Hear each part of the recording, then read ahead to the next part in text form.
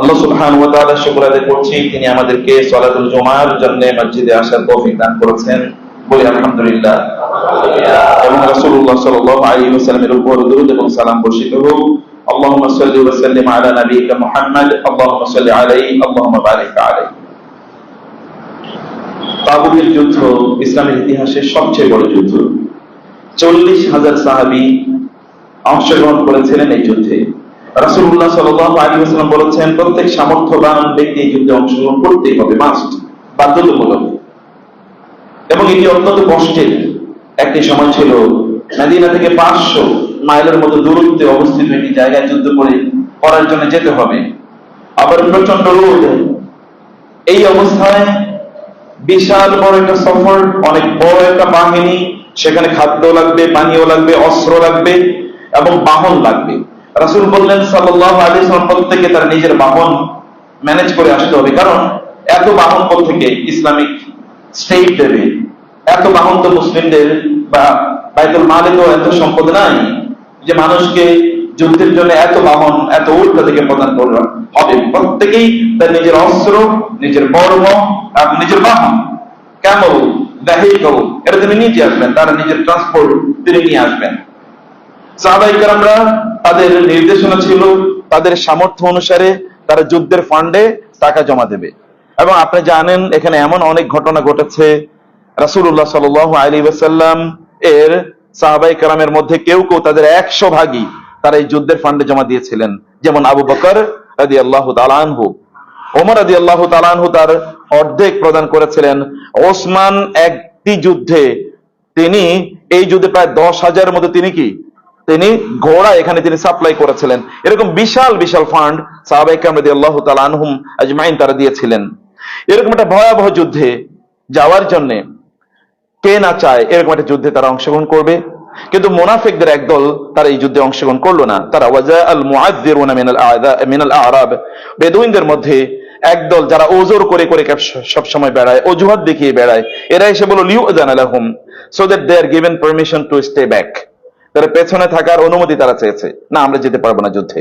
কারণ সেখানে তারা বলেছে, নিজেরা তো তারা যায়নি, অন্যদেরকে গিয়ে বলেছে এত গরমের মধ্যে তোমরা কেন যাবে, এত রোদ, এত ভয়াবহ রোদ, বিশাল বড় সফর, এখানে খাদ্য পানীয়ের সংকট হবে, এত বিশাল বাহিনী, যুদ্ধ করতে হবে পৃথিবীর পরাশক্তির বিরুদ্ধে। পরাশক্তি মানে রোমানরা। যদি বলা হয় বাংলাদেশকে ওই ইউরোপ বা আমেরিকার মতো কোনো রাষ্ট্রের বিরুদ্ধে যুদ্ধ করার জন্য, তাহলে কি হতে পারে? এমন একটা রাষ্ট্রের বিরুদ্ধে যুদ্ধ করা তো আমাদের পক্ষে সম্ভব না, বা এমন একটা পরাশক্তির বিরুদ্ধে, এই পরাশক্তির বিরুদ্ধে যুদ্ধ করতে যাবে। এমন অবস্থায় মনে রাখতে হবে যে মুসলিমরা যুদ্ধ করেন তারা তাদের ইমানের উপর নির্ভর করে, অস্ত্রের উপর নির্ভর করে না। অস্ত্র তাদের আছে, কিন্তু তাদের অস্ত্র কি? ইমান এবং দোয়া, আল্লাহ সুবহানাহু ওয়া তাআলার কাছে প্রার্থনা।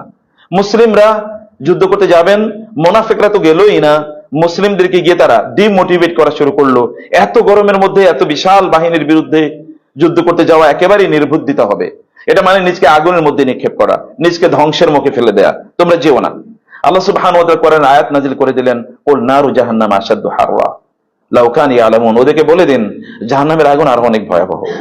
যদি ওরা জানতো জাহান্নামের আগুন আরো ভয়াবহ। অতএব সেই আগুন যদি নিভাতে হয় তাহলে দুনিয়ার আগুন দিয়ে নেভানো লাগে, অথবা দুনিয়ার পানি দিয়ে। দুনিয়ার পানি চোখ থেকে আসে, আর দুনিয়ার আগুন হচ্ছে মানে আল্লাহ সুবহানাহু ওয়া তাআলার রাস্তায় কষ্ট করা, ঘাম ঝরানো। চোখের পানি অথবা শরীরের ঘাম, এর মাধ্যমে কেবল জাহান্নামের আগুন নেভানো যায়। অতএব তাদেরকে রাসূলুল্লাহ সাল্লাল্লাহু আলাইহি ওয়াসাল্লামকে বলা হলো তাদেরকে এই কথা বলে দিন। আল্লাহ সুবহানাহু ওয়া তাআলা কোরআন আয়াত নাযিল করলেন। বিষয়টা এরকম না, তারা তো নিজেরা বসে থাকলোই, মুআযযিরুন মিনাল আ'রাব ওয়াল মুনাফিকুন, তারা বসে থাকলো এবং তারা আল্লাহ এবং আল্লাহ রাসূলের বিরুদ্ধে বিভিন্ন ধরনের কথাবার্তা বলা শুরু করলো। এটা কেমন কথা হলো, এত গরমের মধ্যে কেন আমাদেরকে যুদ্ধ করতে যেতে হবে, আমাদেরকে কেন এত পরাশক্তির বিরুদ্ধে যুদ্ধ করতে হবে, আমাদেরকে কেন এখানে অর্থ দিতে হবে, ইত্তকার কেন আমাদের নিজেদেরই অস্ত্র সরবরাহ করতে হবে। বিভিন্ন অভিযোগ এবং অভিযোগে তারা এই যুদ্ধে অংশগ্রহণ করতে চাইল না। কিন্তু একদল মুসলিম তো আছে সর্বদা দুর্বল, তাদের ব্যাপারে আল্লাহ তাআলা বললেন, লাইসা আলাদ দুআফা ওয়ালা আলাল মারদা ওয়ালা আলাল লাযিনা লা ইয়াজিদুনা মা ইউনফিকুনা হারাজুন ইযা নাসাহু লিল্লাহি ওয়া রাসূলিহি। আল্লাহ তাআলা বললেন যারা দুর্বল, যেমন শিশু, বৃদ্ধ এবং নারী, তাদের উপর যদি ফরজ নয়, এরা যদি না যায় তাহলে কোনো সমস্যা নেই। ওয়ালা আলাল্লাযিনা লা ইয়াজিদুনা মা ইউনফিকুন, এবং যুদ্ধের ময়দানে যাওয়ার জন্য যেই অস্ত্র, বর্ম এবং বাহন লাগবে এগুলো যারা এফোর্ড করতে পারে না, কিছু মুসলিম আছে সে অস্ত্র কেনার সামর্থ্য নাই, তার বাহন কেনার অথবা বাহন তার নিজেরই নাই, তার নিজের উঠ নেই, সে কিভাবে উঠ ম্যানেজ করবে, ওর কেনার তার সামর্থ্য নাই, তার বর্ম কেনার সামর্থ্য নাই। এই জাতীয় মোমেনরা তারা যদি কেবল আল্লাহ এবং আল্লাহ রাসূলের ব্যাপারে মানুষকে পজিটিভ কথা বলে, আল্লাহ এবং রাসূলের প্রতি মানুষকে আহ্বান করে দাওয়াত দেয়, তাহলে এদের কোনো ক্ষতি নেই, এরা না গেলেও চলবে। মা আলাল মুহসিনিনা মিন সাবিল, যারা মুহসিন তাদের বিরুদ্ধে কোনো অভিযোগ নাই, তাদের বিরুদ্ধে কোনো শাস্তি, কোনো ব্যবস্থা নাই, যদি তারা মুহসিন হয়। মুহসিন মানে হচ্ছে ফিজিক্যালি তারা সাবমিসিভ টু আল্লাহ, তারা শারীরিকভাবে আল্লাহর প্রতি আত্মসমর্পণ করেছে, এবং মনোজগতের দিক থেকে তারা কেবল আল্লাহ সুবহানাহু ওয়া তাআলা এর সন্তুষ্টির জন্য তারা কাজ করে। ভালো করে খেয়াল করুন, ইহসান আনতা আবুদুল্লাহ কাআন্নাকা তারাহু ফাইন লাম তাকুন তারাহু ফাইন্নাহু ইয়ারাকা। ইহসান মানে হচ্ছে তুমি আল্লাহর ইবাদত এমন ভাবে করা যে তুমি যেন আল্লাহকে দেখতে পাচ্ছ, তুমি তাকে না দেখতে পারলেও তিনি তোমাকে দেখছেন, এরকম অনুভূতি নিয়ে আল্লাহর ইবাদত করা। এই জন্য আল্লাহ তাআলা বলেন মা আলাল মুহসিনিনা মিন সাবিল, মুহসিনদের উপর কোনো দায় নাই এবং তাদের কোনো গুনাহ হবে না, যে তারা ইহসানের সাথে। ইহসান মানে কি? আল্লাহ এবং আল্লাহ রাসূলের জন্য মানুষকে কল্যাণের কথা বলা। কিন্তু আমার মূল আলোচনার পয়েন্ট হলো এরপর আয়াতটি, ওয়ালা আলাল্লাযিনা ইযা মা আতাউকা লিতাহমিলাহুম قلت لا أجد ما أحملكم عليه تولوا وأعينهم تفيض من الدم حزنا ألا يجدوا ما ينفقون। আরেক দল লোক এরকম এলিট ক্লাসের মানুষ, তারা এত সম্ভ্রান্ত, তাদের ঈমানের দিক থেকে তারা এতটা আকাশচুম্বী ঈমানের অধিকারী যে এরা রাসূলের কাছে আসেন এবং বলেন, ইয়া রাসূলুল্লাহ, আমরা তো গরিব মানুষ, আমাদের অস্ত্র কেনার সামর্থ্য নাই। ভালো করে খেয়াল করুন, আমি বলছি এরা এলিট ক্লাস, এরা সমাজের সবচেয়ে সম্ভ্রান্ত, এরা হচ্ছে আকাশচুম্বী মর্যাদার অধিকারী, এরা হচ্ছে গগন বিদারী ঈমানের অধিকারী। এই সকল ব্যক্তিরা, এদের মর্যাদা আল্লাহ সুবহানাহু ওয়া তাআলার কাছে এই গোটা পৃথিবী ধ্বংস হয়ে গেল, এইরকম একজন ব্যক্তির মর্যাদা মহান আল্লাহ সুবহানাহু ওয়া তাআলার কাছে গোটা পৃথিবী রাতের চেয়ে বেশি। এবং তারা যদি কোনো কথা বলে, লাউ আকসামা আলাল্লাহি লা আবাররাহু, তারা যদি আল্লাহর নামে কোনো কথা বলে, তাহলে আল্লাহ তাআলা এটা তার নিজের দায়িত্ব নিয়ে দেন যে এই ব্যক্তি যেহেতু মুখ দিয়ে এই কথা বের করেছে, এটা হতেই হবে, এটা আমি করেই ছাড়বো। এরকম মর্যাদাবান কিছু লোক আছে, এলিট ক্লাস, এরা হলো গরিব, এরা আল্লাহর কাছে, আল্লাহ রাসূলের কাছে আসেন এবং বলেন, ইয়া রাসূল, আমরা গরিব মানুষ, আমাদের টাকা নাই, আমাদের কোনো সামর্থ্য নাই, আমরা অস্ত্র কিনতে পারছি না, আমরা বর্ম কিনতে পারছি না, আবার আমাদের নিজের কোনো বাহনও নাই, অন্য বাহন কেনার মধ্যে কোনো সামর্থ্য নাই, ইয়া রাসূলুল্লাহ, আমাদের একটু অস্ত্র দেন না, আমাদের একটু বর্ম দেন না, আমাদের একটু বাহন দেন, আমরা যুদ্ধে যেতে চাই। রাসূলুল্লাহ সাল্লাল্লাহু আলাইহি ওয়াসাল্লাম তাদেরকে বললেন, কুলতা, আল্লাহ বলছেন, আপনি তাদেরকে বলেছেন, লা আজিদু মা আহমিলুকুম আলাইহি, আমি তো তোমাদেরকে অস্ত্র কিনে দেওয়ার মতো, বর্ম কিনে দেওয়ার মতো, অথবা ওট ঘোড়া কিনে দেওয়ার মতো আমার কোনো সামর্থ্য নেই, আমি দিতে পারবো না। রাষ্ট্রীয় আমার নিজের অর্থ নাই এবং রাষ্ট্রীয় পোশাকের এরকম কোনো সম্পদ নাই, আমি দিতে পারবো না। কিন্তু এই লোকগুলোর অবস্থা কি হয়েছে? আল্লাহ তাআলা বললেন, হাজানান তাওয়াল্লাউ ওয়া আইয়ুহুম তাফিদু মিনাদ দাম'i হাজানান আল্লা ইয়াজিদু মা ইউনফিকুন। এই লোকগুলো যখন তারা ফিরে যায়, তখন তারা ফিরে যাচ্ছে ওয়া আইয়ুহুম তাফিদু মিনাদ দাম, তারা কাঁদতে কাঁদতে তারা ফিরে যাচ্ছে, তারা ফিরে যাচ্ছে কাঁদতে কাঁদতে, হাজানান এই দুঃখে, এই কষ্টে, যে আল্লাহ ইয়াজিদু মা ইউনফিকুন, তারা আল্লাহর রাস্তায় ব্যয় করার মতো তাদের সামর্থ্য নাই, তারা এই যুদ্ধে যেতে পারছে না, কারণ তাদের অস্ত্র কেনার মতো সামর্থ্য নাই, তাদের ওট বা ঘোড়া কেনার মতো সামর্থ্য নেই, নিজেদেরও নাই, এবং এই কারণে তারা কাঁদছেন।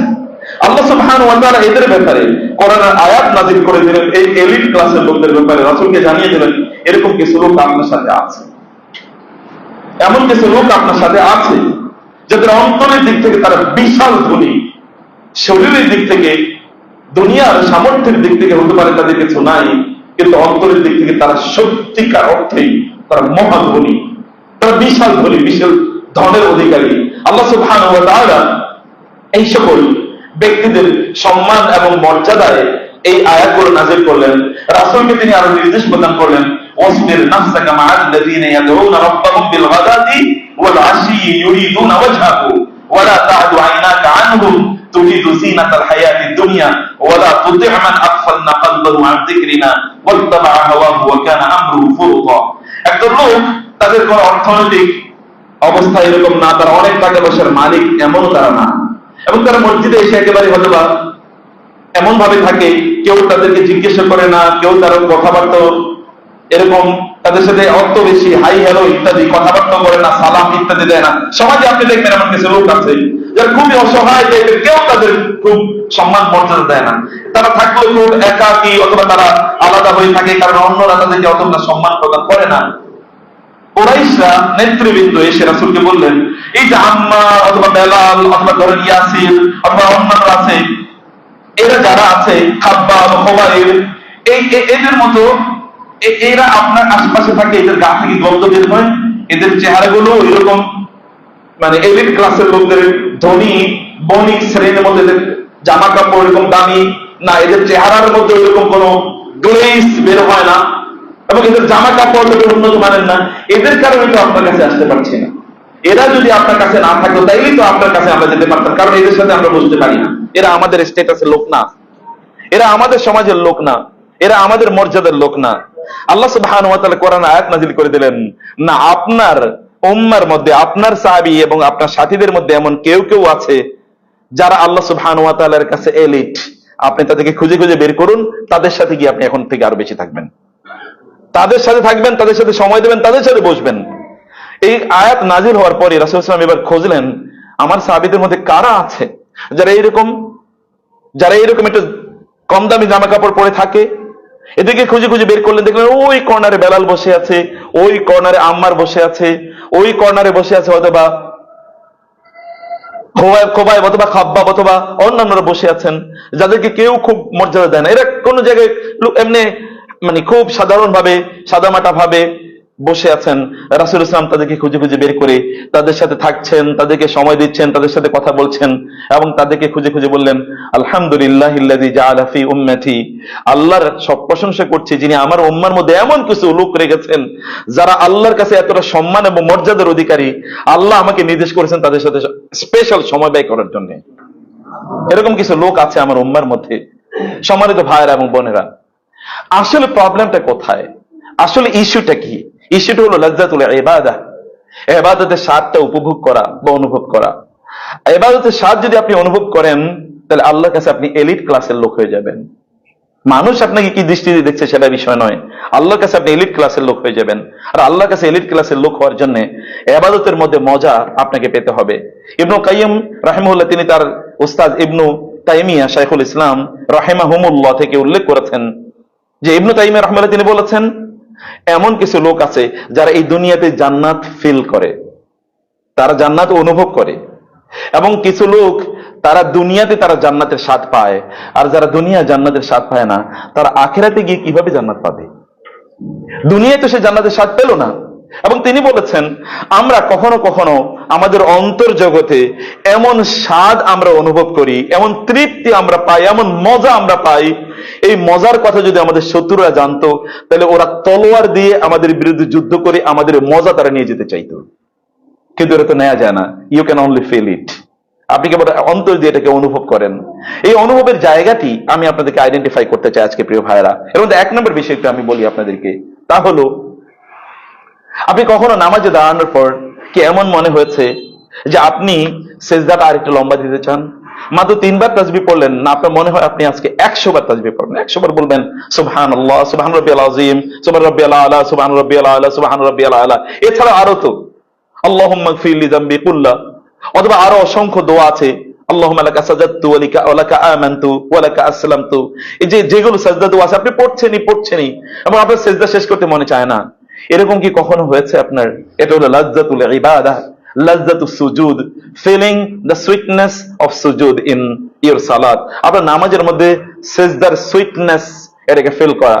কখনো কি আপনার এমন হয়েছে যখন আপনি কোরআন তেলাওয়াত করতে বসেছেন আপনাকে আবার পাতা উল্টাইতে মনে চায় না, আপনাকে আবার পড়তে মনে চাইছে, আরো পড়ি। আপনি 1 ঘন্টা পড়েছেন, কেন যেন মনটা চায় আরো পড়েন। 2 ঘন্টা পড়েছেন, 3 ঘন্টা পড়েছেন, 4 ঘন্টা পড়েছেন। কখনো কি এমন হয়েছে?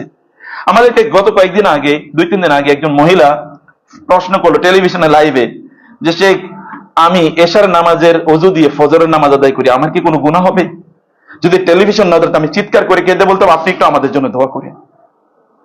একজন প্রশ্ন করে ফজরের নামাজ কি এশার নামাজের ওযু দিয়ে ফজরের নামাজ পড়লে তার জন্য তার জন্য কোনো গুনাহ হবে কিনা, এই অজু দিয়ে নামাজ পড়া যাবে কিনা, এটা চিন্তা করেন। একজন এসে বলছে যে শেখ আমি তো রাত্রে 12টা থেকে ফজর পর্যন্ত নামাজ পড়ি, আমার কি গুনাহ হবে? কারণ আল্লাহ যে বলেছেন রাতের অধিকাংশ অংশ ওয়াল্লাযীনা ইয়াবিতুনা লিরাব্বিহিম সুজদান ওয়া কিয়ামা, যারা রাতটা কাটায় আল্লাহ সিজদা এবং কিয়ামরত অবস্থায়, আমি কি তাহলে এই আয়াতের বিরোধী কিছু আচরণ করছি? আমি কি আরো আগে উঠবো?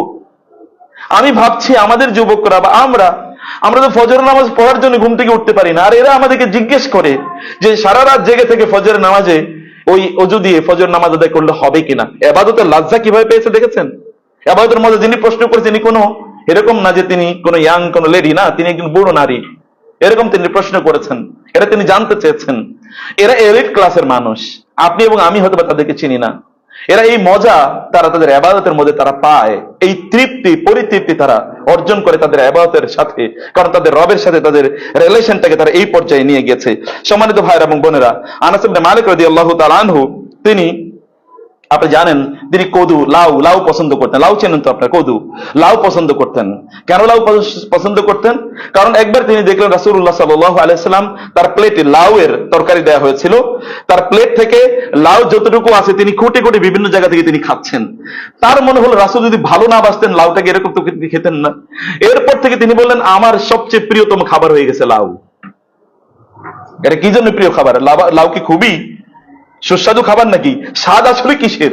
স্বাদ তো ইমানের। মাহাব্বাতুর রাসূল, মাহাব্বাতুল্লাহ, মাহাব্বাতুর রাসূল, loving Allah and loving the messenger of আল্লাহ।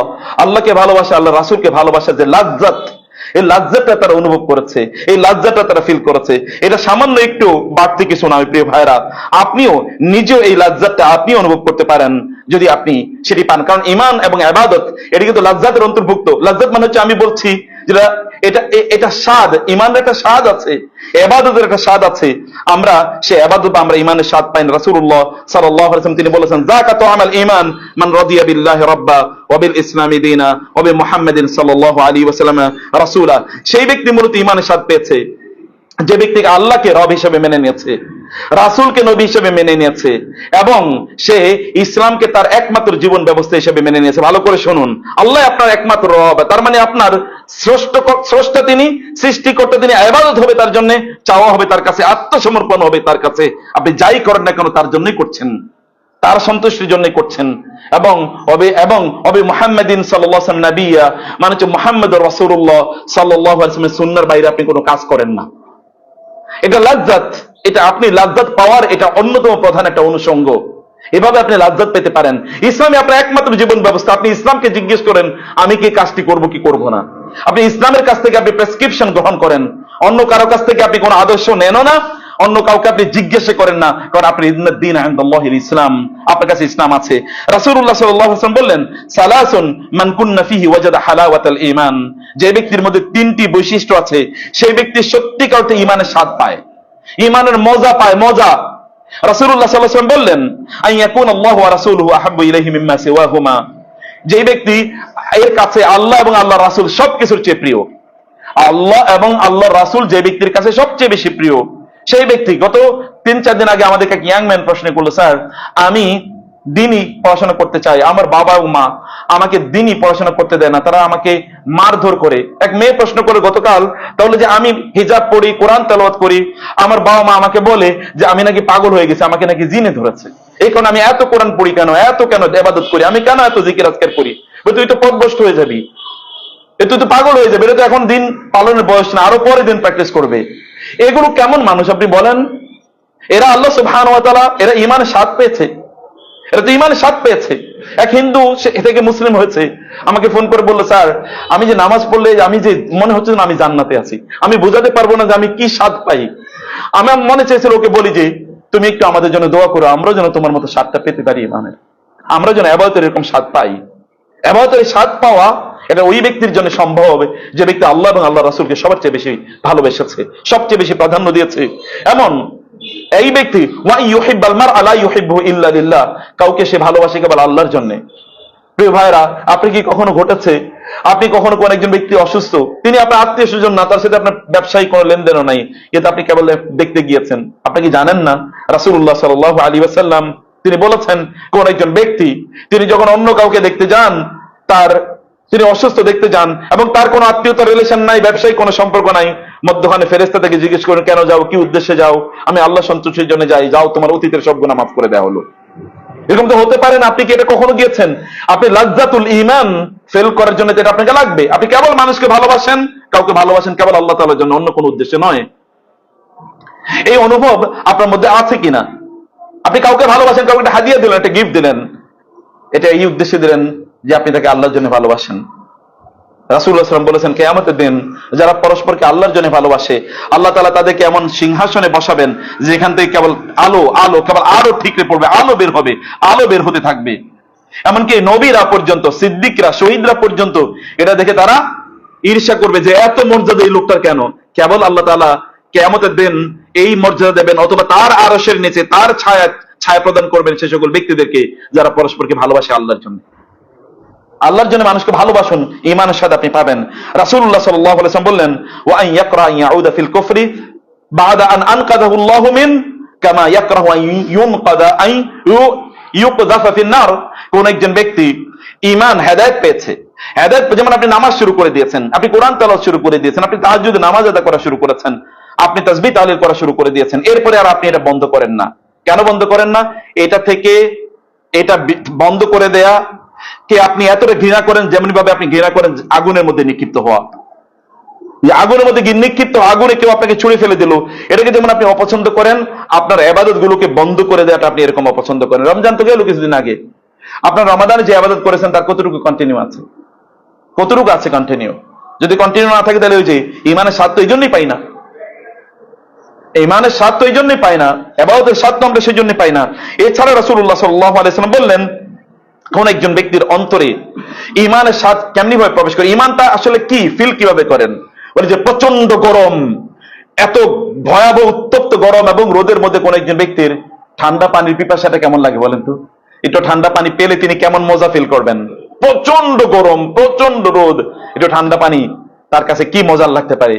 ঈমানটা এরকম একটা মজার জিনিস, অথবা তার চেয়ে অনেক বেশি।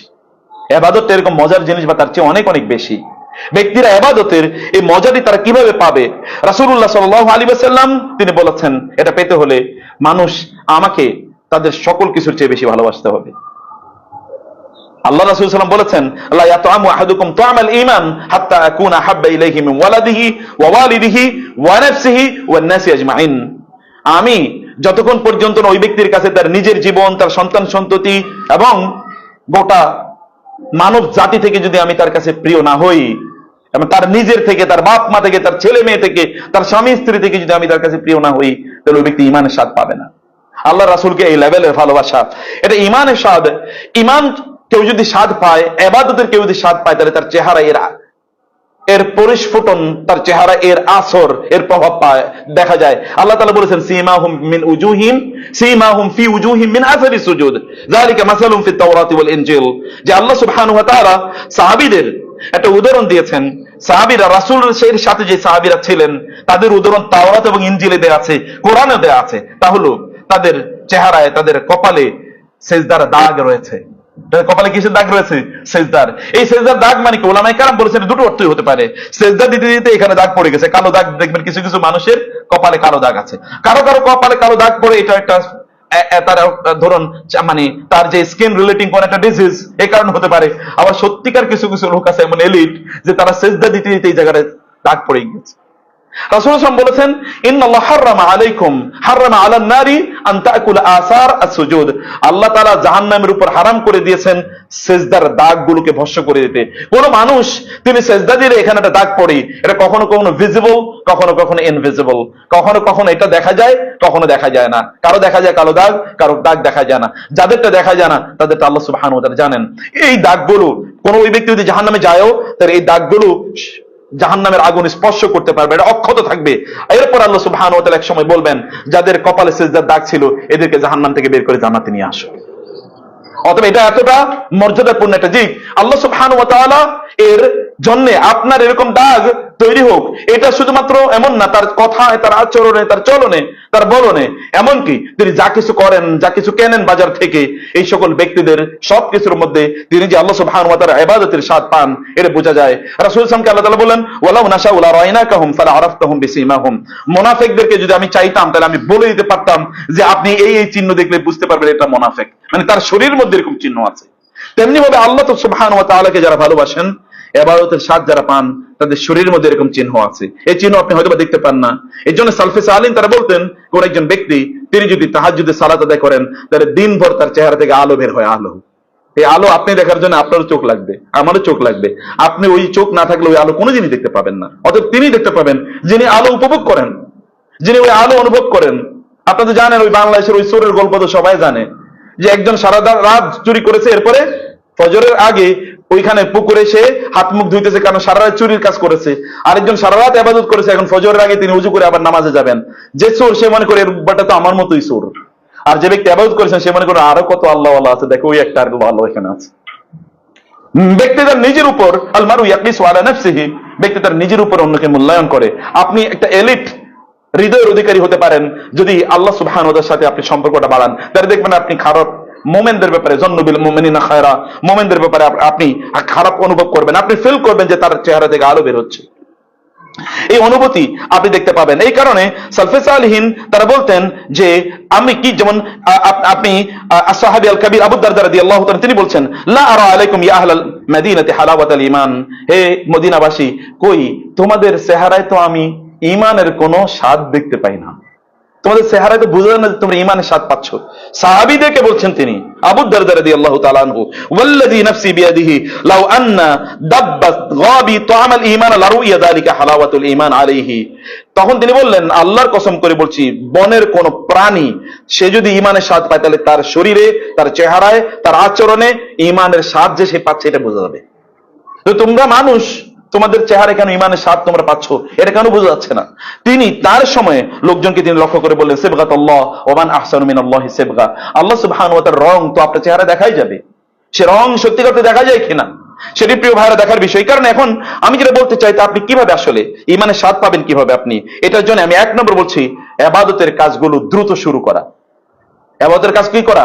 দ্রুত শুরু করা। ইবাদতের কাজে দেরি করতে নাই, সময় হয়ে গেছে। ইজা নুদিয়া লিস-সালাহ মিন ইয়াউমিল জুমআহ ফাসআউ ইলা যিকরিল্লাহি ওয়া যারুল বাই'। জুমার আযান হয়েছে, সবকিছু বন্ধ করে আপনাকে মসজিদের পানে ছুটতে হবে। এটা আল্লাহ সুবহানাহু ওয়া তাআলার নির্দেশ। কারণ ইবাদতের যখন ডাক আসে, তখন আল্লাহ সুবহানাহু ওয়া তাআলাকে বলা যায় না যে আমার অন্য কাজ আছে, আমি একটু পরে আপনার ডাকে সাড়া দিচ্ছি। এটা আল্লাহ সুবহানাহু ওয়া তাআলাকে বলা যায় না, আল্লাহর ডাকে সাড়া দিতে হয়। আদী ইবনে হাতিম রাদিয়াল্লাহু তাআলা আনহু, বিখ্যাত সাহাবী রাসূলুল্লাহ সাল্লাল্লাহু আলাইহি ওয়াসাল্লামের ওই যে হাতেম তাইয়ের ছেলে, সে বিখ্যাত আরবের যে আপনার মেহমানদারি করতেন, দাতা হাতেম তাই আমরা জানি, সে হাতেম তাইয়ের ছেলে, তিনি পরবর্তী ইসলাম গ্রহণ করেন। আদী ইবনে হাতিম রাদিয়াল্লাহু তাআলা আনহু তিনি বললেন, মা জাআ ওয়াক্তু সালাতিন কাত্তু ইল্লা ওয়াকাদ আখাযতু লাহা উহবাতাহা। আমার জীবনে এরকম কখনো ঘটে নাই যে নামাজের সময় হয়েছে কিন্তু আমি প্রস্তুত না। এটা কখনোই ঘটে নাই। নামাজের সময় হয়ে গিয়েছে, আমি প্রস্তুত। ওয়ামা জাআত ইল্লা ওয়া আনা ইলাইহি বিল আশওয়াকি। আর যখনই নামাজে আমি এসেছি, আমি আগ্রহ নিয়ে, প্রচন্ড তৃষ্ণা নিয়ে, একজন পানি পিপাসার্ত ব্যক্তি যেমনি ভাবে তৃষ্ণা নিয়ে পানি পান করেন, আমি এরকম নামাজে তৃষ্ণা নিয়ে আসতাম। আমি এরকম নামাজে তৃষ্ণা নিয়ে আসতাম। কারণ আমি ঈমানের স্বাদ সালাতের মধ্যে আমি এটাকে অনুভব করার চেষ্টা করতাম।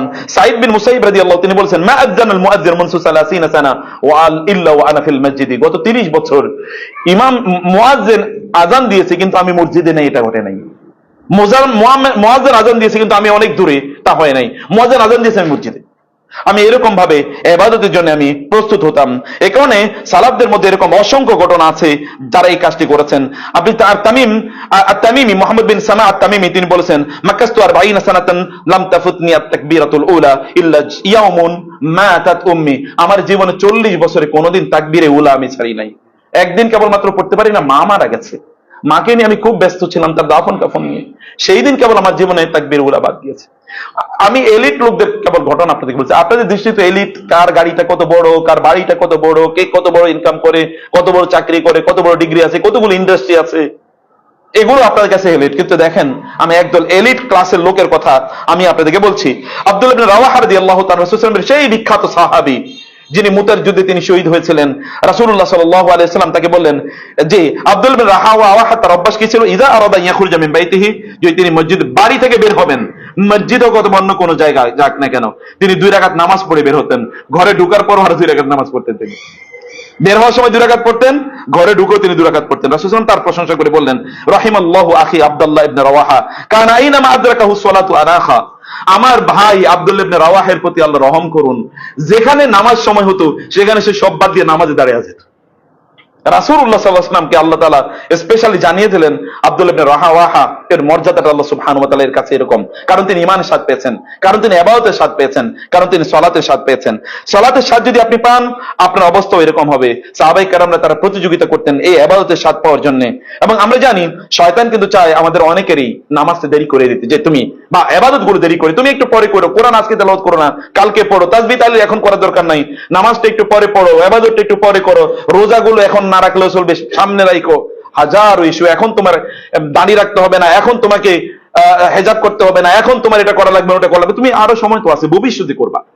শয়তান এই কাজগুলো আমাদের মধ্যে অনুভূতি তৈরি করে দেয়। সেখানে রাসূল সাল্লাল্লাহু আলাইহি ওয়াসাল্লাম বলেছেন, আত-তাওয়াদ্দাতু ফি কুল্লি শাইইন খায়রুন ইল্লা ফি আমালিল আখিরাহ, সব কাজগুলো আপনি দুনিয়াবি কাজ এটা আপনি তাড়াতাড়ি করবেন, কিন্তু আখিরাতের কাজ কি আপনি দুনিয়াবি কাজ মানে এমনিতে দেরি করা, কোনো কিছুতেই দেরি করা কিন্তু মানে তাড়াহুড়া করা এটা খারাপ, দেরি মানে ধীরে ধীরে কাজ করা। আর তাআন্নী মিন রাহমান ওয়া তা'জিলু মিনাশ শয়তান, তাড়াহুড়া করা শয়তানের পক্ষ থেকে আসে, আর দেরি করা এটা আল্লাহর পক্ষ থেকে, মানে দেরি মানে হচ্ছে ধীরে সুস্থে কাজ করা, তাড়াহুড়া করে কাজ করা এটা আল্লাহ তাআলা পছন্দ করেন না। কিন্তু ইবাদতের ক্ষেত্রে আপনাকে তাড়াহুড়া করে শুরু করা লাগে। দুনিয়ার কাজ তাড়াহুড়া করে শুরু করলেই ভুল করে ফেলবেন। ঘর থেকে তাড়াহুড়া করে বের হলেন, এটা রেখে আসবেন, ওটা রেখে আসবেন।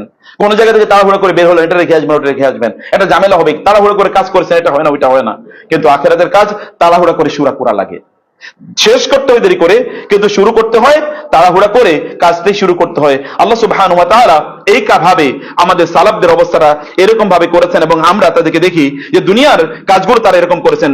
রাসূলুল্লাহ সাল্লাল্লাহু আলাইহি ওয়াসাল্লাম বলেছেন, লা তাকুন আউওয়ালা দাখিলিন ইলা সুকি ওয়া আখিরা খারিজিম মিনাস সুকি, তুমি এমন হও না যে বাজারে সবার আগে ঢুকছো, সবার পরে বাইরে হইও।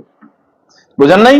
তুমি এমন হইও না যে বাজারে সবার আগে ঢুকেছো আর বের হচ্ছে কি সবার পরে। আড্ডাখানে তুমি সবার আগে গেছো আর বের হয়েছো সবার পরে, তুমি এরকম হইও না। বাজার একটা নিকৃষ্ট জায়গা, এখানে সবার পরে যাবা, সবার আগে বের হবা। আপনি মসজিদে সবার পরে, লাস্ট ইন ফার্স্ট আউট, সবার পরে ঢুকছেন, সবার আগে বের হয়েছেন, এরকম নয়। সবার আগে ঢুকুন, সবার পরে বের হন, যদি সেই সম্ভাবনা, সেই সুযোগ, সেই সামর্থ্য যদি আল্লাহ আপনার থাকে এবং আল্লাহ তাআলা যদি আপনাকে সেই তৌফিক দান করেন। প্রিয় ভাইরা, 2 নম্বর যে বিষয়টি বলতে চাই তাহলে আপনি ইতালাতুস সালাত, নামাজকে লম্বা করে দেবেন যদি আপনি ঈমানের স্বাদ পেতে চান। নামাজকে আপনি লম্বা করবেন। সালফে সালিহিন তাদের অবস্থা দেখেন, রাসূলুল্লাহ সাল্লাল্লাহু আলাইহি ওয়াসাল্লাম কি করেছেন, তিনি এক রাকাতে রাসূলুল্লাহ সাল্লাল্লাহু আলাইহি ওয়াসাল্লাম, আপনি জানেন রাসূলের পিছনে সাহাবীরা যখন নামাজ পড়তেন বলতেন যে পা ব্যথা হয়ে যেত, আমরা এরকম একটা পা এরকম ঝুলিয়ে রেখে কিসের উপর, আমরা একটা খুঁটির উপর আমরা দাঁড় হয়ে থাকতাম কিছুক্ষণ, আবার আরেক পা এরকম উপরের দিকে উঠিয়ে খুঁটির উপর আমরা এরকম লাঠির উপর আমরা এরকম দাঁড় হয়ে থাকতাম, কারণ ওই পা নিচে রাখতে পারছি না, একটু পা এরকম উঠিয়ে রাখতাম। রাসূলের পিছনে নামাজ আদায় করতে গিয়ে, অথচ তার বয়স তখন 61-62। রাসূলুল্লাহ সাল্লাল্লাহু আলাইহি ওয়াসাল্লাম, সাহাবায়ে কেরামরা বলছেন রাসূলের পিছনে আমরা নামাজ আদায় করা শুরু করলাম, তিনি সূরা বাকারা পড়া শুরু করলেন। আমরা ভাবলাম 100 আয়াতে গিয়ে থামেন নাই, সূরা বাকারা শেষে আমরা ভাবলাম এবার রুকুতে যাবেন, তিনি যান নাই, তিনি এবার সূরা নিসা পড়া শুরু করলেন। সূরা নিসা তিনি পড়ে, সূরাতুল সহিহুল হাদিস, বুখারীর হাদিস, সূরা নিসা পড়ে আমরা ভাবলাম এই সূরা পড়ে তিনি থামবেন। এরপরে তিনি সূরাতুল আলে ইমরান পড়া শুরু করলেন, আলে ইমরান পড়ে তারপরে তিনি রুকুতে গেলেন। আমরা তার পেছনে নামাজ আদায় করছি, সাহাবায়ে কেরাম রাদিয়াল্লাহু তাআলা আনহুম আজমাইন। আর আমাদের যদি একটু তেলাওয়াত বেশি হয়ে যায় তাহলে তো ঈমান যায় প্রায়, যে এত লম্বা তেলাওয়াত কেন? তেলাওয়াত কি একটু ছোট করে বলতে পারেন না? তেলাওয়াত আর একটু ছোট করে বলার জন্য এমনকি ওইখান থেকে কিছু মুরব্বীরা আছে অথবা কিছু মুসল্লি আছে পিছন থেকে মানে একটু স্মরণ করে দিলে যে একটু নামাজটা ছোট করেন, নামাজ বড় হয়ে যাচ্ছে তার। প্রিয় ভাইরা, রাসূলুল্লাহ সাল্লাল্লাহু আলাইহি ওয়াসাল্লাম সাহাবায়ে কেরামদের সাথে, এমনকি সাহাবায়ে কেরামদের যেমন ওসমান ইবনে আফফান রাদিয়াল্লাহু তাআলার ব্যাপারে এরকম বর্ণনা আছে, তিনি এক রাকাত মানে এক ইউনিট নামাজে 2 রাকাত নামাজে তিনি পুরো কোরআন খতম করেছেন, অথবা 1 রাকাতে তিনি পুরো কোরআন খতম করেছেন, এরকম বর্ণনা আছে। আমি জানি না কিভাবে তাদের পক্ষে এটা সম্ভব হয়েছে এক রাতে, আমি জানি না, আমার পক্ষে এটা বোঝা সম্ভব নয়, কারণ আল্লাহ তাআলা কার সময়ের মধ্যে কি বারাকা দেন এটা কেবল তিনিই জানেন। আমি জানি না, কিন্তু সালফে সালিহিন এই আলোচনাগুলো যখন তারা করেছেন, যেমন ফাদাইলুল কোরআন আবু ওবাইদ তিনি ঘটনাটি বর্ণনা করেছেন সহিহ সনদে। ফলে এই জাতীয় বর্ণনা অসংখ্য আপনি পাবেন যে সালাফরা তারা কতটুকু সময় জুড়ে তারা তাদের ইবাদতগুলো করেছেন। আমরা যদি আমাদের ইবাদতগুলো যদি করতে চাই, তাহলে আমাদেরকে ঠিক এইভাবে ইবাদতটাকে, বিশেষ করে নামাজকে আমাদের লম্বা করতে হবে প্রিয় ভাইরা। নামাজকে আবু ইসহাক আস-সাবিঈ তিনি বলেছেন যে দউফতু ওয়া রাক্কা আজামি ইন্নী আল ইয়াউম আকুমু ফিস সালাতি ফামা আকরাউ ইল্লা আল বাকারাতা ওয়া আলি ইমরান। আমি আজ দুর্বল হয়ে গেছি, বুড়ো হয়ে গেছি, তো বুড়ো হয়ে যাওয়ার কারণে অনেকক্ষণ দাঁড়িয়ে থাকতে পারি না, এক রাকাতে কেবল সূরা বাকারা আর আলে ইমরান পড়ি, বেশিক্ষণ দাঁড়িয়ে থাকতে পারি, দুর্বল হয়ে গেছি, হাড়গুলো দুর্বল হয়ে গেছে। এটা নাকি হাড় দুর্বল হয়ে যাওয়ার ইস্যু, মানে হাড় দুর্বল হয়ে যাওয়ার পরে নাকি এটা করেন। তাহলে হাড় যখন শক্তিশালী ছিল তখন আসলে করেছেন কি? আতা ইবনে আবি রাবাহের সেই বিখ্যাত তাবিঈ নাম আপনারা জানেন, যাকে বলা হয় মুফতি উ মক্কা। মক্কায় তিনি থাকলে আর কারো কথা বলাই নিষিদ্ধ ছিল। সে আতা ইবনে আবি রাবাহ রাহিমাহুল্লাহ, তার অবস্থা কি ছিল যে তিনি কখনো নামাজে একটু নড়তেন না, 200 আয়াত এক দাঁড়া তেলাওয়াত করার পরে তারপরে রুকুতে যেতেন, কিন্তু কোনো নড়াচড়া নাই, একটু চুলকানি, একটু খাইজানি, একটু এইদিকে পা ওইদিকে ঝুলানো, ওইদিকে সরা, ওইদিকে নো, নেভার, নো মুভমেন্ট। এভাবে তারা তাদের ইবাদত গুলো করতেন। সালফে সালিহিন খালিদ ইবনে দুরাইক তিনি বলছেন, বসরায় আমাদের একজন ইমাম ছিলেন, তিনি আমাদেরকে নামাজ পড়াতেন।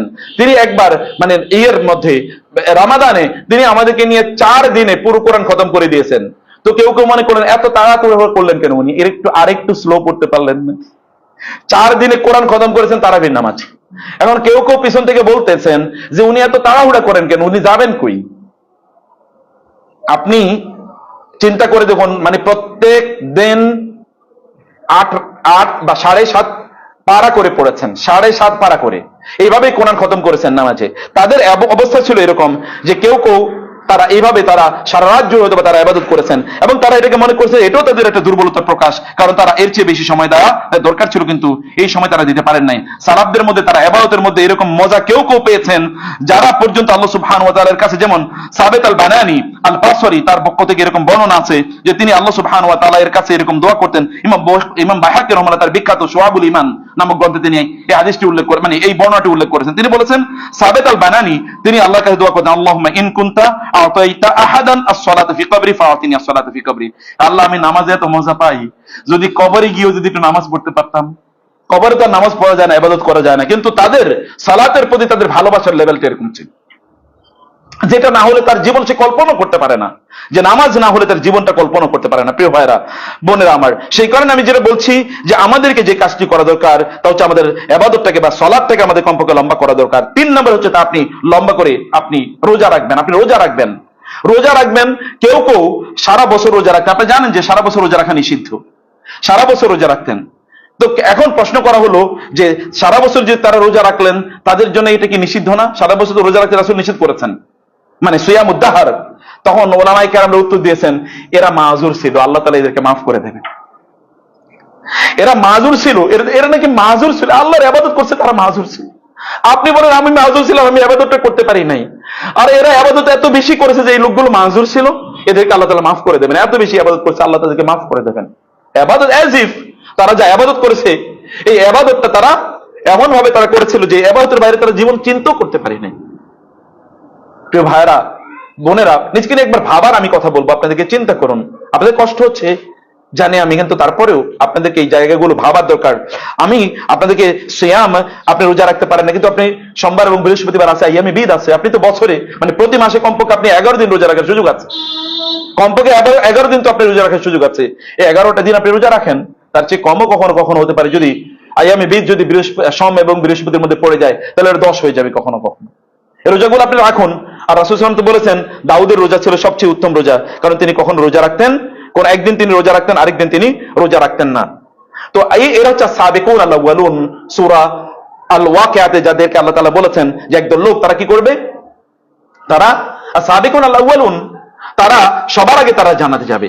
চতুর্থ যে বিষয়টি, আপনি ইবাদতের স্বাদ পেতে হলে কোরআন তেলাওয়াত লম্বা করে করুন। কোরআন তেলাওয়াত, সাহাবীদের মধ্যে কেউ কেউ এসে রাসূলের কাছে বলতেন, ইয়া রাসূলুল্লাহ, আমাকে আপনি 1 সপ্তাহের মধ্যে, মানে আমি 10 দিন, আমাকে কোরআন তেলাওয়াতের জন্য আপনি অনুমতি দিন, আমি দ্রুত কোরআন শেষ করতে চাই। বলে তুমি 1 মাসের মধ্যে শেষ করো না, লম্বা সময় হয়ে যায়। তাই যে ঠিক আছে তুমি 7 দিনের মধ্যে শেষ করো না, লম্বা হয়ে যায়।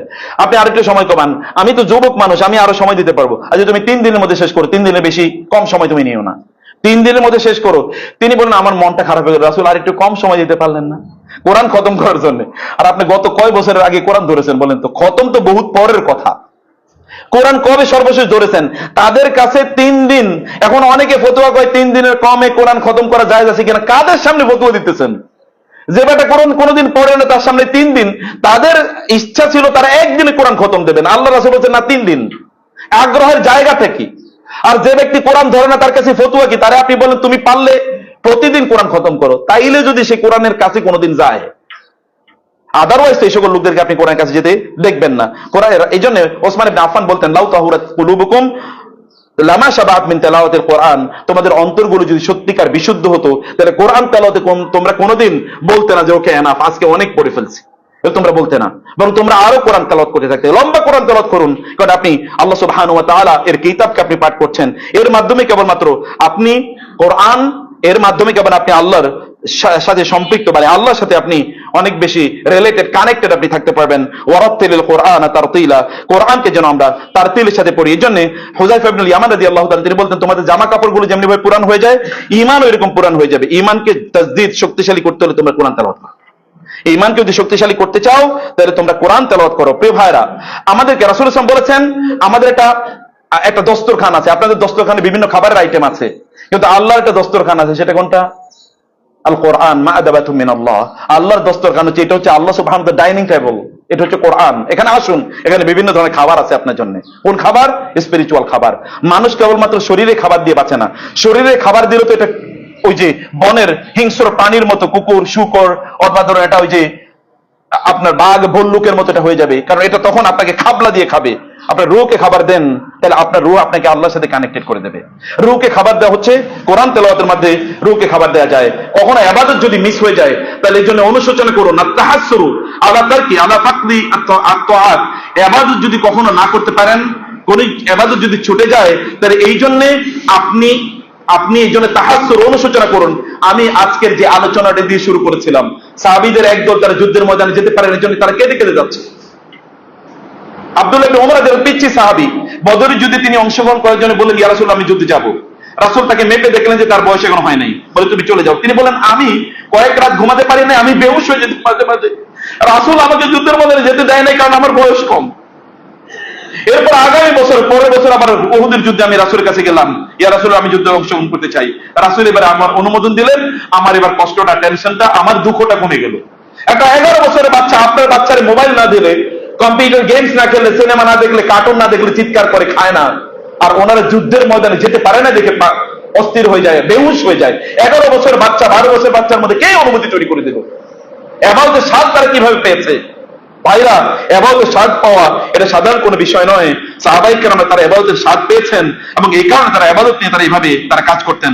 এই কারণে সালফে সালিহিন আপনি দেখবেন যে তারা যদি কোনোদিন জামাত তাদের টেক হতো, তাহলে তারা কাঁদতে কাঁদতে অস্থির হয়ে যেত, নামাজ কেন জামাতে পেলেন না? আমরা নামাজ পড়ি না, তাতে আমাদের কান্না আসে না। তারা নামাজ পড়েননি। সুলাইমান বিন হামজা আল মুকাদ্দিসি তিনি বলেছেন লাম উসাল্লিল ফারিদাতা মুনফারিদান কাত্তু ইল্লা মাররাতাইন। আমার গোটা জীবনে আমি কেবল 2 বার একাকী নামাজ পড়ছি, আর কখনো আমি জামাত মিস করি না গোটা জীবনে। কেমন এলিট শ্রেণীর মানুষেরা! আর এদেরকে কোন বাপ মা তৈরি করেছে বলেন? সে বাপ মা গুলো কোন এলিট ক্লাসের মানুষ, যে বাবা মা তাদের সন্তানদেরকে এভাবে তৈরি করেছে। এবং সর্বশেষ আমি 1-2 মিনিটে যে কথাটি বলি তা হলো যে আপনারা মৃত্যুকে কামনা করা। বলেন তো কে এখন বলবেন আল্লাহ আমি চাইলে, তুমি যদি চাও আমাকে এমন মৃত্যু দাও?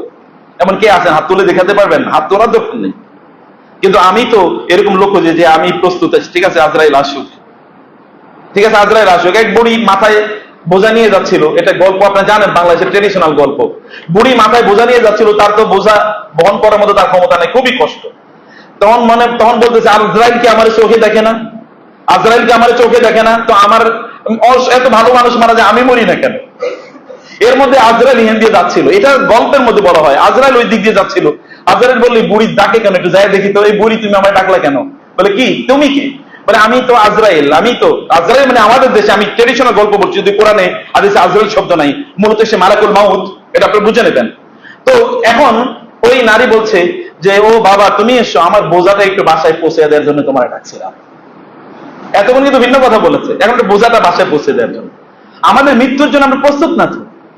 এবং এই জন্য আল্লাহ তাআলা ইহুদিদের কথা বলেছেন যে তাদেরকে আল্লাহ তাআলা বলেছেন যে তোমরা বলো ইয়া আহলাল কিতাব, যদি হে ইহুদিরা, ইয়া আইয়ুহাল্লাযীনা হাদু ইন কুনতুম যাআনতুম আন্নাকুম আউলিয়াউ লিল্লাহি মিন দুনিন নাসি ফাতামান্নাউল মাউত, মৃত্যু কামনা করো, ওয়ালা ইয়াতামান্নাউনাহু। আর সূরা বাকারা বলছে ওয়ালা ইয়াতামান্নাউনাহু, আল্লাহ তাআলা বলেছেন ওরা কখনোই মৃত্যু কামনা করবে না, কারণ এত অপকর্ম তারা করেছে, মৃত্যু তারা কোনোদিনই তারা চাইবে না। আর আমরা ইবাদতে যে স্বাদ পাই না তার ঠিকই প্রমাণ আছে, তার মধ্যে আমি কয়েকটি প্রমাণ কেবল উল্লেখ করে আপনাদেরকে বলছি। কিছু কিছু লোক তারা ইবাদতের স্বাদ পায় না, আল্লাহ সুবহানাহু ওয়া তাআলা তার রাসূল আমাদেরকে এটা বলেছেন। যেমন ধরুন আপনি নামাজে এসেছেন, হাই আসতেছে, কোরআন তেলাওয়াত করতেছেন, আপনার ঘুম আসতেছে, এগুলো হচ্ছে আপনি ইবাদতের স্বাদ পান নাই, এটা ইবাদতের স্বাদ আপনি পান নাই, এটা একটি বিষয়। এখন এই যে ইবাদতের আমরা স্বাদ পাই না, তাহলে ইবাদতের স্বাদ পাওয়ার জন্য আমাদের কি করতে হবে, যেগুলো আমরা কয়েকটা হাদিস বলছিলাম।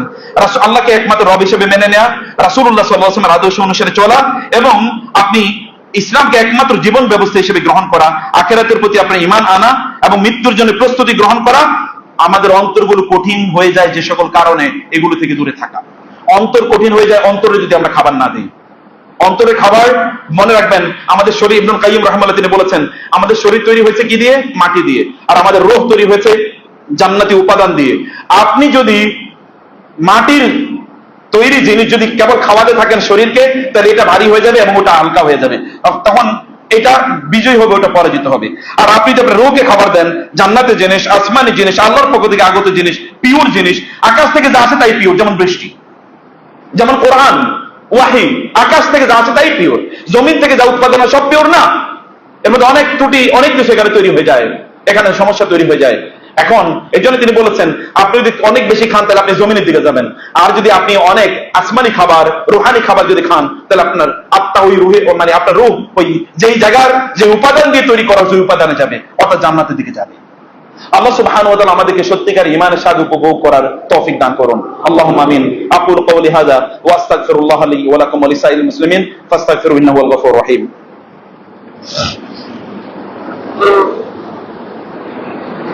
ইন্নাল হামদালিল্লাহ ওয়াস সালাতু ওয়াস সালামু আলা রাসূলিল্লাহ ওয়া আলা আলিহি ওয়া সাহবিহি ওয়া মাওয়ালা, আম্মা বা'দু, ফাআউযু বিল্লাহি মিনাশ শাইতানির রাজীম। বিসমিল্লাহির রহমানির রহিম। ইন্নাল্লাহা ওয়া মালাইকাতাহু ইউসাল্লুনা আলান নবী ইয়া আইয়ুহাল্লাযীনা আমানু সাল্লু আলাইহি ওয়া সাল্লিমু তাসলিমা। اللهم صل على محمد وعلى ال محمد كما صليت على ابراهيم وعلى ال ابراهيم انك حميد مجيد. اللهم بارك على محمد وعلى ال محمد كما باركت على ابراهيم وعلى ال ابراهيم انك حميد مجيد. এবার যদি স্বাদ না পাওয়ার প্রধানতম কারণ হচ্ছে আমরা গুনাহ করছি, অপরাধ করছি, গুনাহ করছি, অপরাধ করছি। কখনো শরীরের গুনাহ, শরীরের অঙ্গ প্রত্যঙ্গ দিয়ে গুনাহ করছি, অথবা আমাদের অন্তর, আমাদের রূহটাকে আমরা শক্তিশালী করি না। এই কারণে আমরা ইমানের স্বাদ প্রত্যয় করতে পারি না। ইমানের স্বাদ পেতে হলে আপনি আল্লাহ জাত ও লাফজাত, এই দুটো জিনিসকে নিয়ন্ত্রণ করবেন। আল্লাহ জাত ও লাফজাত, মুখকে নিয়ন্ত্রণ করুন, চোখকে নিয়ন্ত্রণ করুন। আপনার মুখকে নিয়ন্ত্রণ করুন, অপ্রয়োজনীয় কথা বলবেন না। আপনার মুখ বের হলে, মুখ যদি কখনো খোলেন, তাহলে সুবহানাল্লাহ দিয়ে খুললেন, আলহামদুলিল্লাহ দিয়ে খুলবেন। মুখ কখনো অন্যের ব্যাপারে খারাপ বলার জন্য খুলবেন না, খারাপ শোনার জন্য আপনার কানকে আপনি উন্মুক্ত করে দেবেন না, খারাপ কিছু দেখার জন্য উন্মুক্ত করে দেবেন না, ভালো কিছু দেখার জন্য করুন। আল্লাহ জাত ওয়াল লাফজাত, এটি ইবনুল কাইয়্যিম রাহিমাহুল্লাহ তিনি আদ-দা ওয়াদ দাওয়া গ্রন্থে উল্লেখ করেছেন। এটাকে নিয়ন্ত্রণ করলে আমরা কেবল ইমানের স্বাদ পাওয়ার বা ইবাদতের স্বাদ পাওয়ার পথে আমরা এগোতে পারবো। আল্লাহ তুমি আমাদেরকে ইবাদতের স্বাদ পাওয়ার তৌফিক দান করো আল্লাহ, আমাদের ঈমানের স্বাদ পাওয়ার তৌফিক দান করো আল্লাহ, আমাদের ইবাদত, আমাদের ঈমানকে তুমি শক্তিশালী করে দাও আল্লাহ, তোমার এলিট ক্লাসের লোক আমাদেরকে বানিয়ে দাও আল্লাহ। আমরা যেন সেই সকল ব্যক্তিদের অন্তর্ভুক্ত হতে পারি যারা ইবাদতের স্বাদ পায় এবং এই কারণে তারা ইবাদতকে প্রলম্বিত করে, লম্বা করে। আমরা সেই রকম মানুষ হতে পারি, সেই তৌফিক দিও আল্লাহ। আমাদেরকে জান্নাতে না বানিয়ে তুমি নিও না আল্লাহ, আমাদেরকে জান্নাতের অধিকারী বানিয়ে কেবলমাত্র তুমি আমাদেরকে মৃত্যু দিও আল্লাহ। আল্লাহুম্মা জাআলিল হায়াতা জিয়াদাতান লানা ফি কুল্লি খায়র ওয়াল মাউতা রাহাতান লানা মিন কুল্লি শার। ইয়া আল্লাহ, আল্লাহুম্মা ইন্না নাসআলুকা লাজ্জাতান ফি নজরি, লাজ্জাতান নজরি ইলা ওয়াজহিকাল কারীম ওয়া লাজ্জাতাশ শাওকি ইলা লিকাইকাল কারীম ইয়া রাব্বাল আলামিন। ইয়া আল্লাহ, আপনাকে দেখার এই লাজ্জাত, এই সুখ আমরা অনুভব করতে চাই। এই সুখ আমাদেরকে দিয়েন, আপনাকে যেন আমরা দেখতে পাই আল্লাহ, সেই তৌফিক আপনি আমাদেরকে দান করুন। ইবাদাল্লাহ রাহিমাকুল্লাহ, ইন্নাল্লাহা ইয়া'মুরু বিল আদলি ওয়াল ইহসান ওয়া ইতা'i যিল কুরবা ওয়া ইয়ানহা আনিল ফাহশাই ওয়াল মুনকারি ওয়াল বাগই ইয়া'iযুকুম লা'আল্লাকুম তাযাক্কারুন ফাযকুরুনি আযকুরুকুম ওয়াশকুরু লি ওয়া লা তাকফুরুন।